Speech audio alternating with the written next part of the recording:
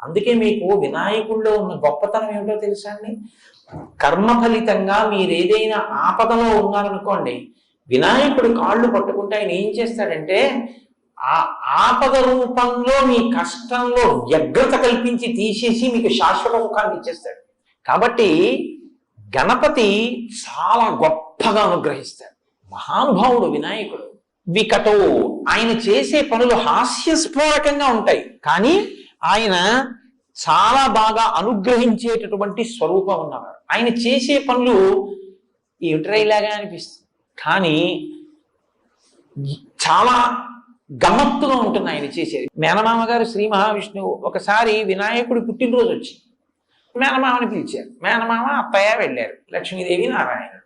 ఏవో బహుమానాలు పట్టుకెళ్ళాడు మేనల్లుడికని. అన్నీ అక్కడ పెట్టి, ఒరే నాన్న నీకు తెచ్చాను రా అని చూపిస్తుంటే, ఇవన్నీ ఇస్తూ ఉండడంలో సుదర్శన చక్రాన్ని పక్కనెట్టుకున్నాడు ఆయన.